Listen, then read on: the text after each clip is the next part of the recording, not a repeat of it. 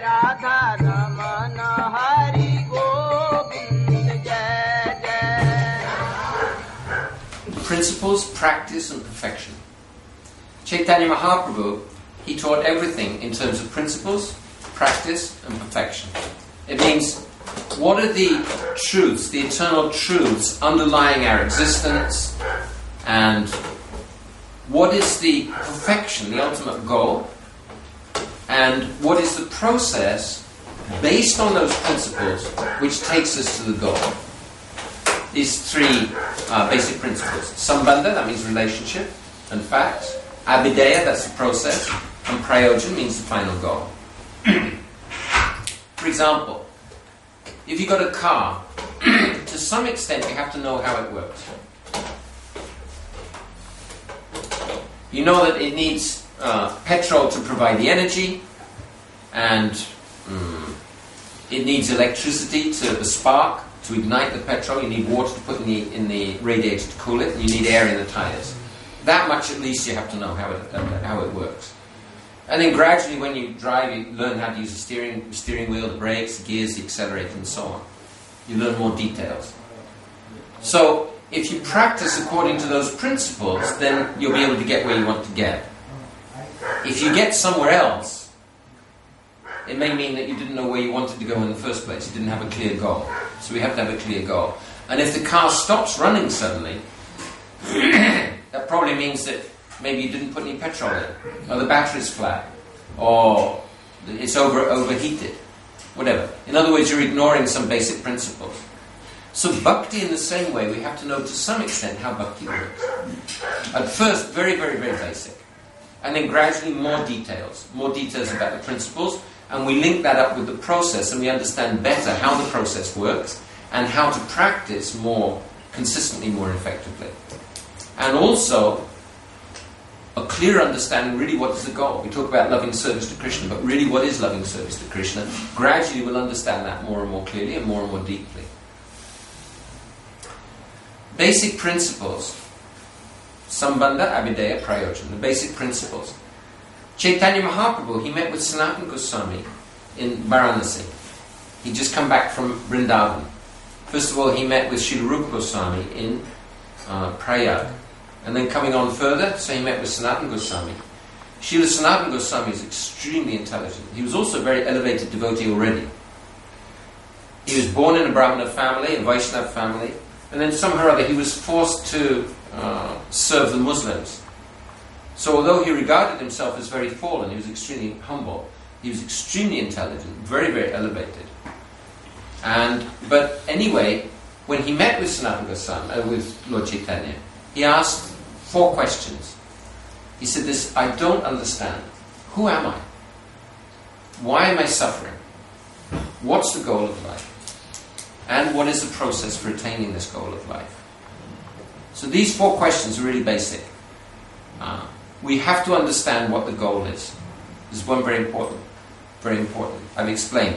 There's material enjoyment, there's liberation, and there's bhakti. These are 3 main goals in the material world.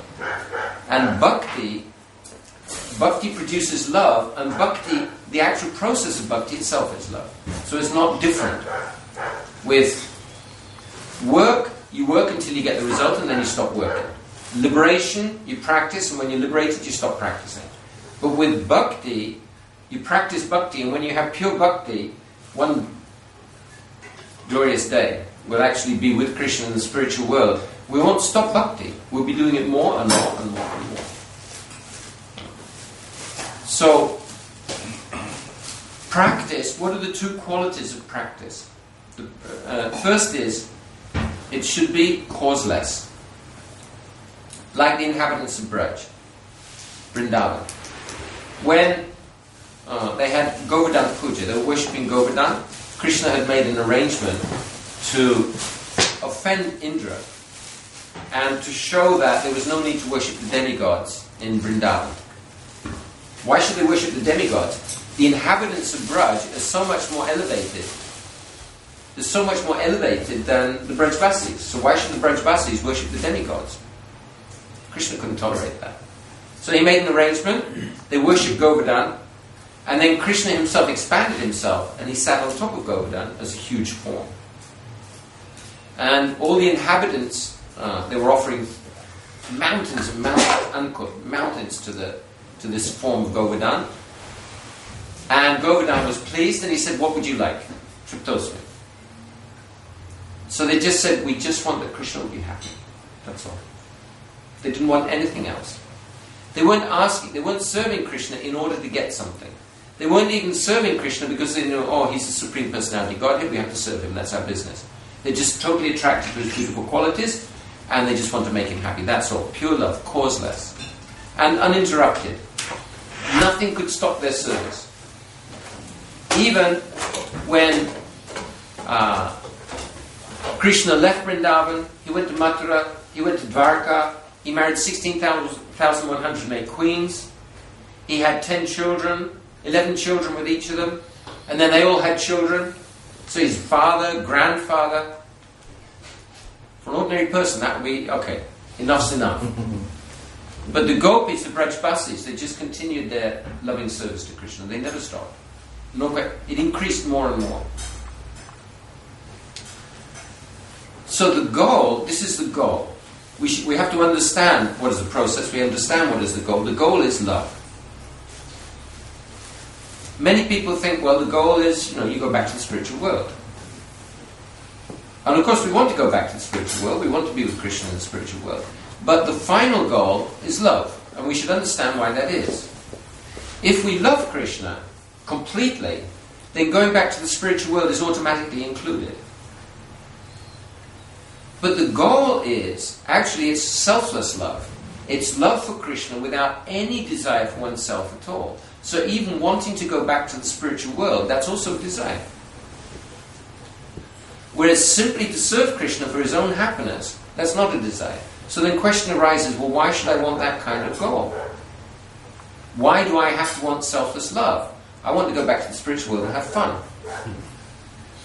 The goal is love, a loving relationship with Krishna. And the more selfless the devotee is, the closer the relationship with Krishna.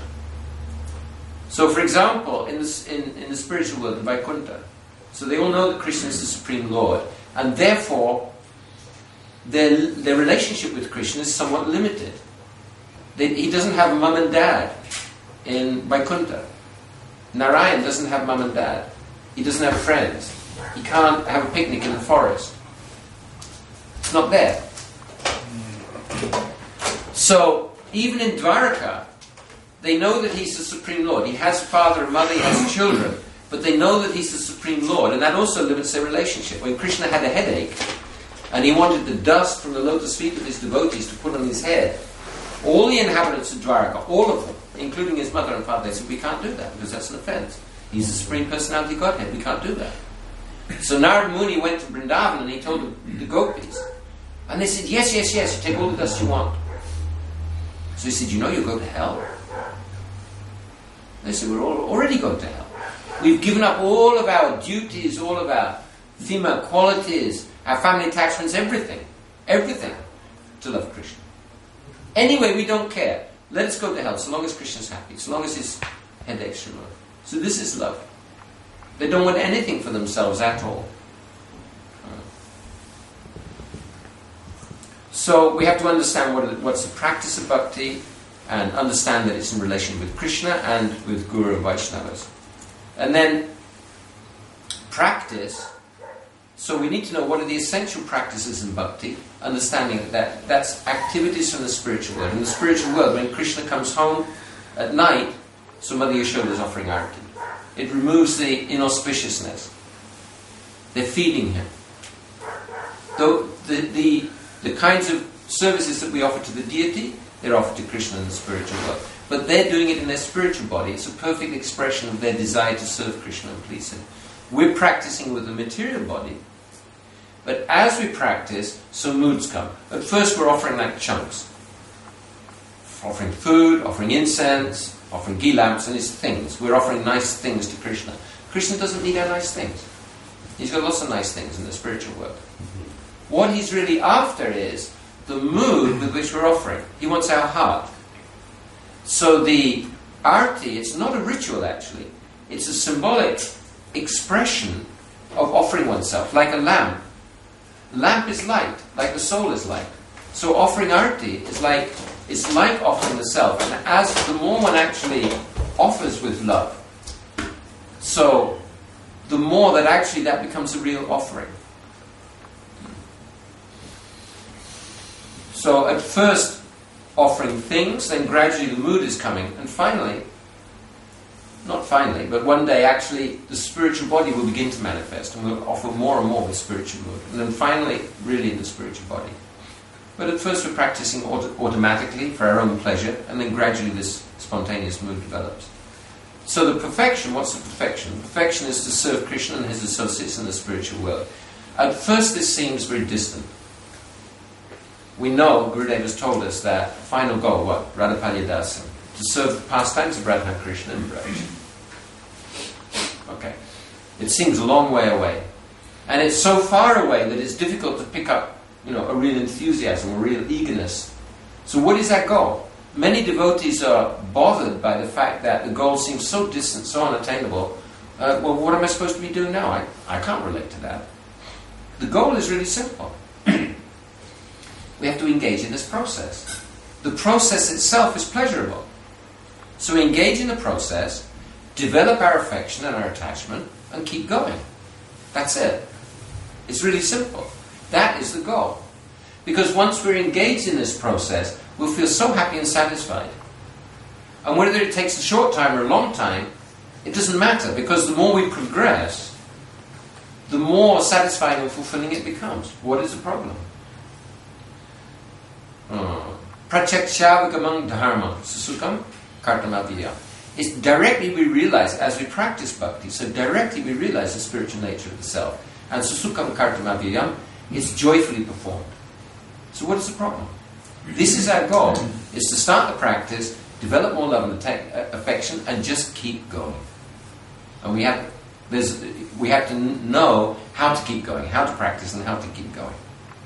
We should also understand one of the big obstacles is offenses. If we don't know what is devotional service, we don't know how to act in relationship with Krishna and in relationship with devotees, then we'll commit what are called offenses. And these slow us down. Just like in relationships, if we commit offenses to the other person, then it affects the relationship. So similarly, when we commit offenses in devotional service, that affects our devotional service, it affects our taste for devotional service, it affects how we can make progress. So we need to understand what are the offenses, and we need to avoid them. And we need to associate with devotees, consult with them, keep working, not like mindless robots, but we take advice from them and understand the process more, serving them, helping them, and getting help from them. So this is the basic, what Chaitanya Mahaprabhu taught. Principles, practice, and perfection. And if we understand the principles, and if we practice in this way, we'll feel ourselves to be advancing. It's not just a theoretical thing, pie in the sky, go to heaven when you die. Right now, Bhakti Yoga means meeting. It means meeting with the Supreme. So if we practice like that, we will get this sense, we'll get this experience. And if we're not getting that, then we have to consult with more experienced devotees. Sometimes we think, I'm not making any advancement. I remember once the Russian devotees, they said to Gurudev, Shri Gurudev, we're not making any advancement. Gurudev said, you don't see, but I see. That's one thing. But another thing is that, maybe something is wrong. Maybe we're not dealing with devotees nicely, and we need some advice, and we need some help from more experienced devotees to explain. But anyway, so if we progress like this, understand the principles, practice in accordance with the principles, and we will get the goal. Hare Krishna.